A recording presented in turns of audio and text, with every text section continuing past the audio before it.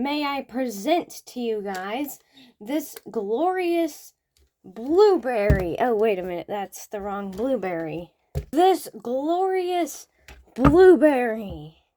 Look at how wonderful this thing is. I want to eat it.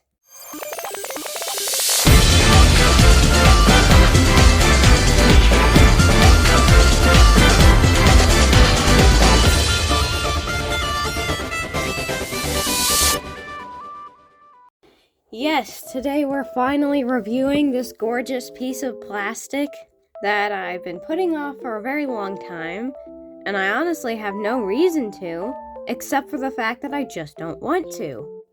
But yes, we're finally reviewing this absolute blueberry of a figure, the beast of the Mesozoic, Torosaurus. Anyways, let's just go ahead and get into it. The head sculpt on this thing is absolutely gorgeous. I actually used to completely hate this head sculpt. I did not like it. I don't like the way that the keratin is just covering the entire head. It looks weird. But, you know, it grew on me. I really, really like it now. It reminds me, like, seriously, it looks like someone wrapped it in fondant. You can't change my mind. That is just what I see now. Someone could make a cake out of this thing and wrap it in fondant and make it look exactly like what this thing looks like. I swear you could do it, and I would not be able to tell the difference. Anyways, the scaling on the face here is very nice, very fine, and oh my god, there's a cat hair on me. The scale detail that is on this head sculpt is very fine and very, very nice looking, very detailed, and especially around the eye there.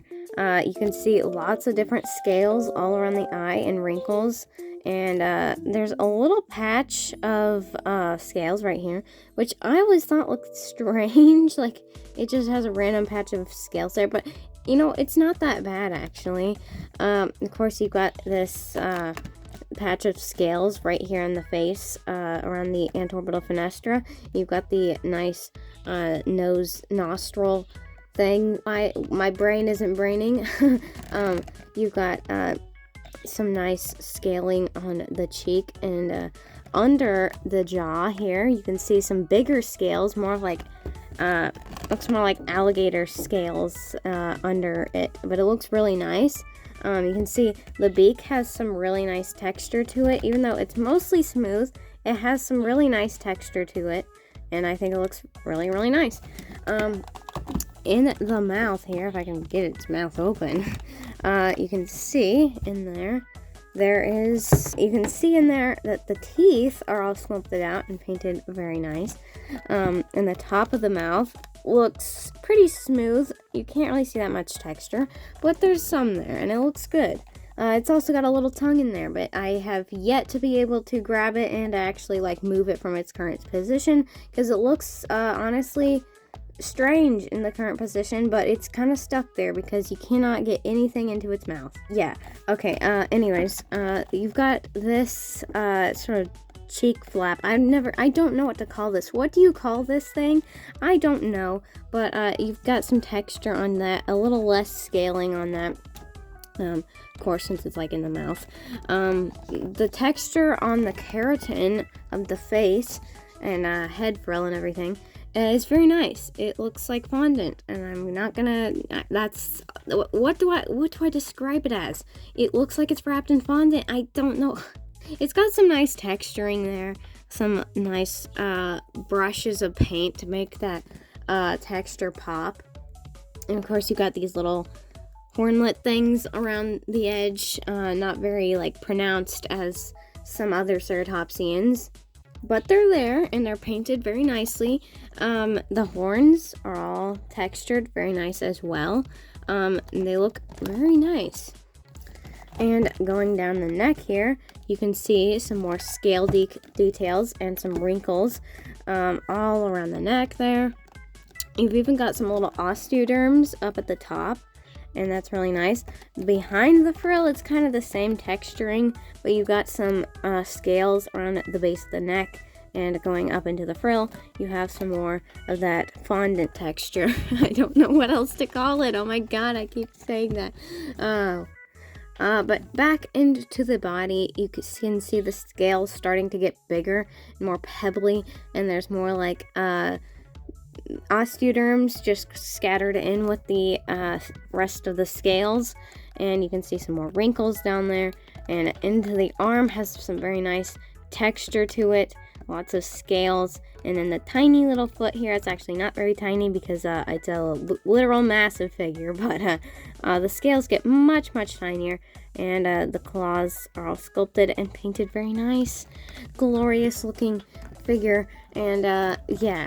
And you've got more osteoderms and more scales all into the body, and more wrinkles and more scales and more wrinkles and more scales and more wrinkles and more scales. Now, on the underbelly here, you can see some really nice texturing and scales that go into under the belly and all the way down to the tail. They're sort of that alligator-looking scales. I don't know what to call them. They're more like square scales. They're different from these. Like, I don't know scales. I'm just reporting what I'm seeing. I also never realized these scales right here that sort of transition into these. And they look really good. Like, they look funny and pebbly, and they look really cool, actually. I don't know.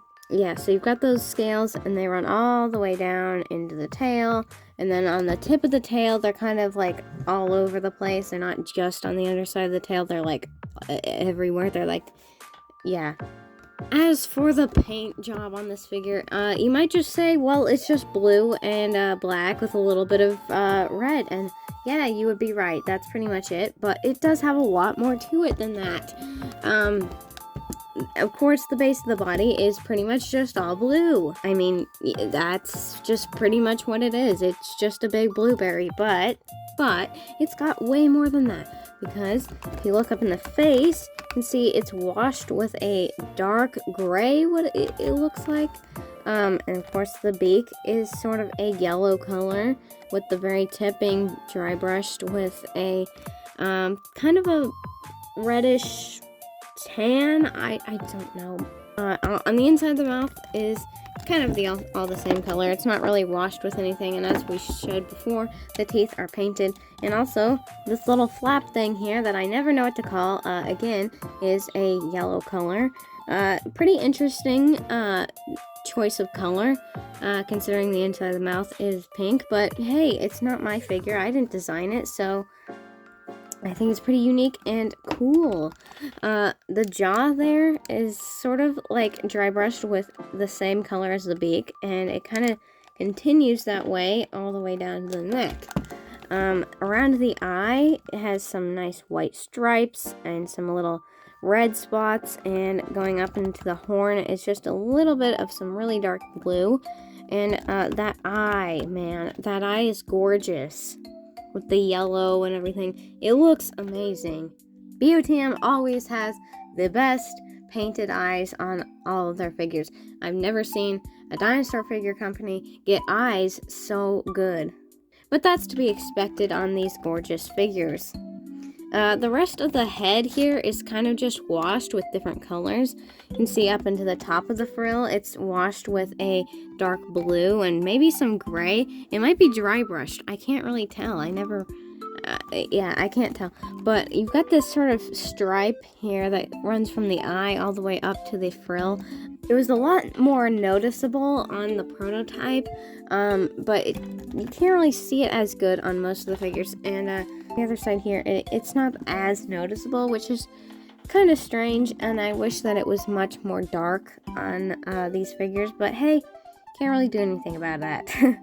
And of course, we've got these two gorgeous eye spots up in the top, and the very tip of the horns are painted brown.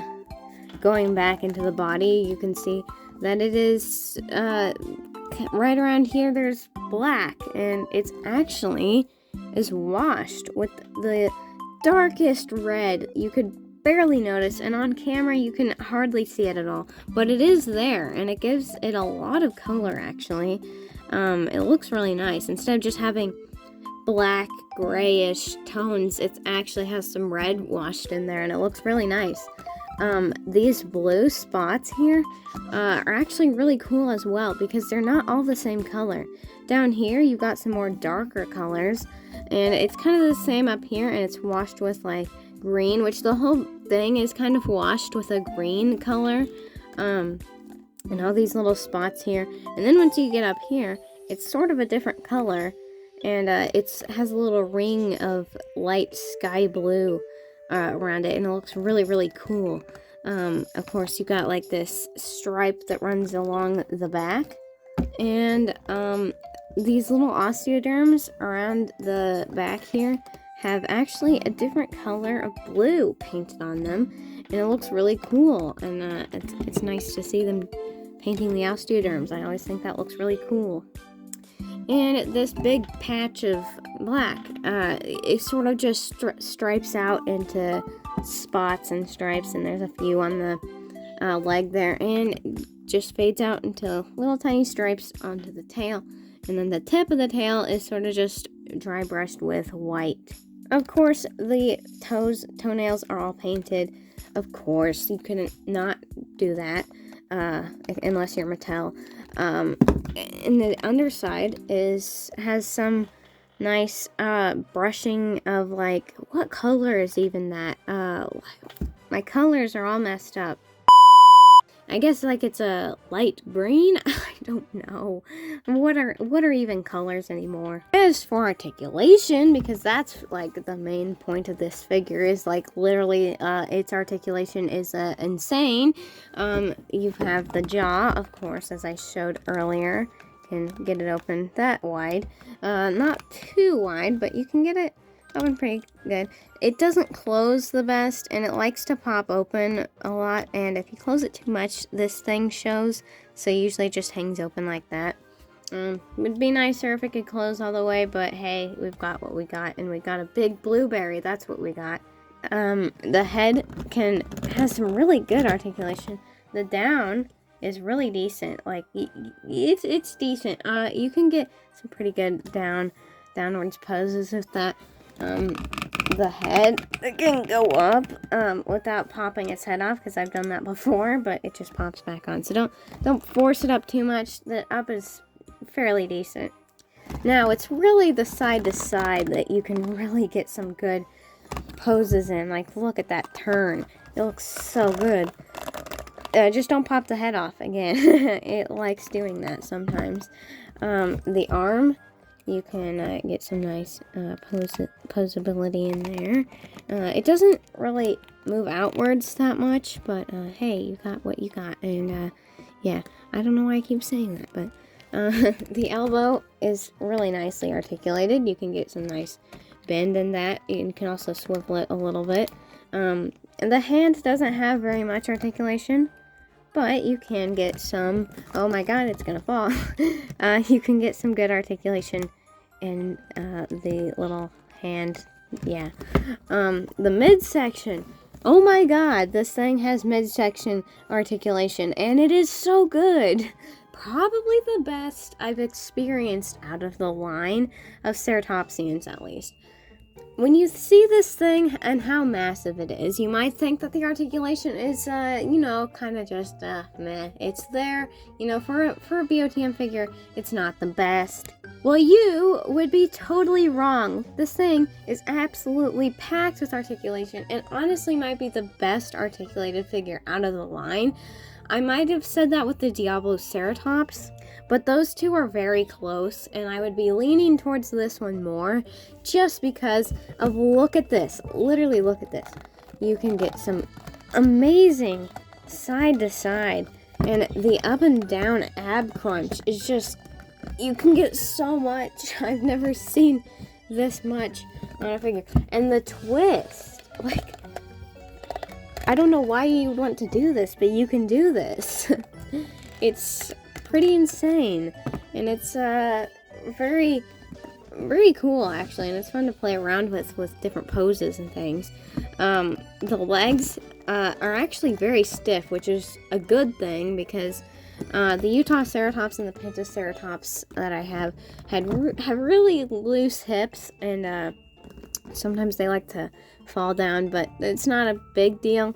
I'm so glad that this one doesn't have that issue. The knee, mine is very stiff.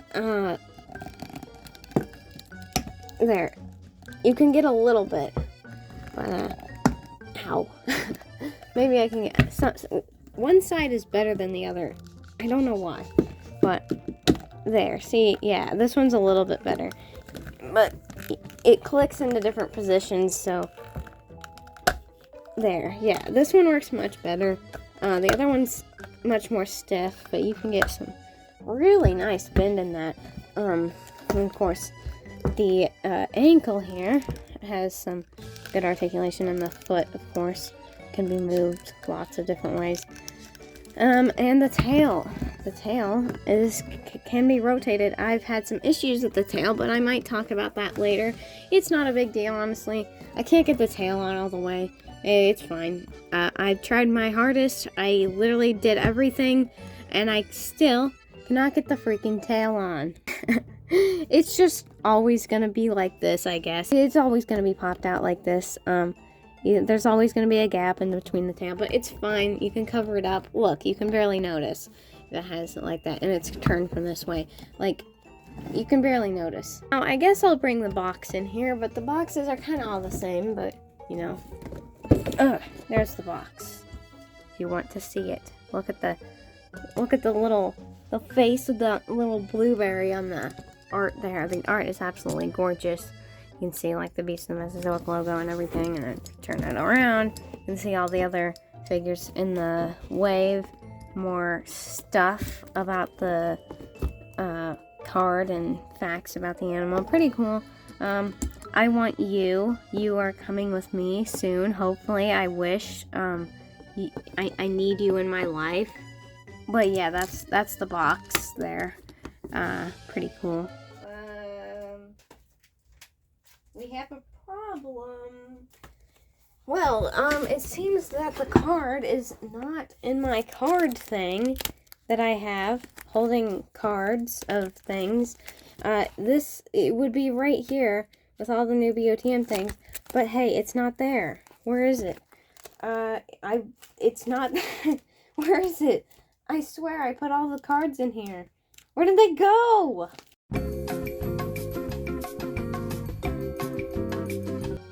Now, I cannot for the life of me find my measuring tape.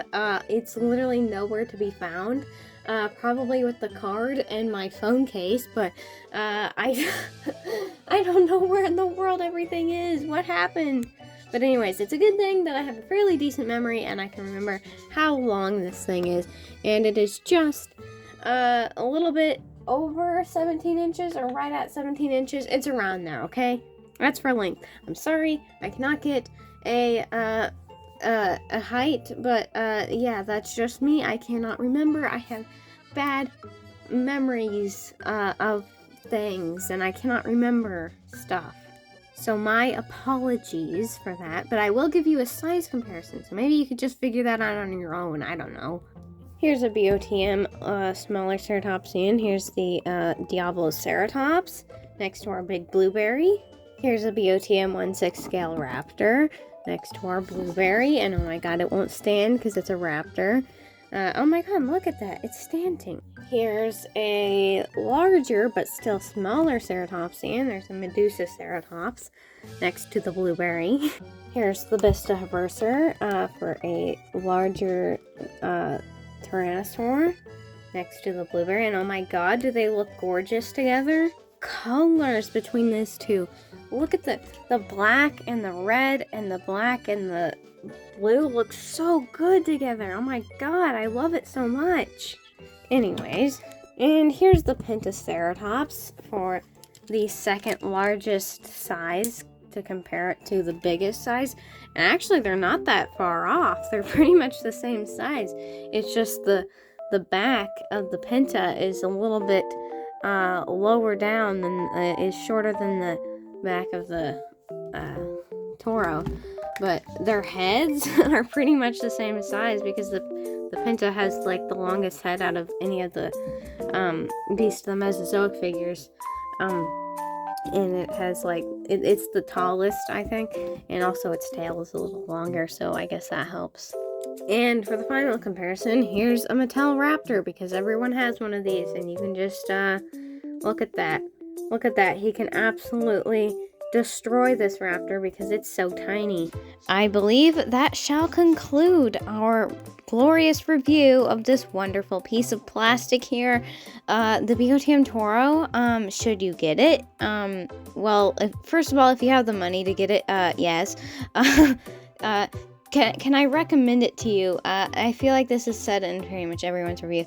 This one is not particularly one for everyone because, you know, it's got like that bright blue, and I know some people aren't a fan of that, because I guess they just prefer the boring one better. But anyways, if you like it, definitely, it's a awesome figure, and if you can get it, do it. It's an amazing figure. It looks gorgeous up on the shelf, and I think it's just an amazing piece of plastic. And if that one's not your thing, it's okay. It's okay to be wrong, I guess. But yeah, I guess you could just get the boring one instead, or I guess you could get the Triceratops, which is still equally just as cool. But the Toro, the Toro is just.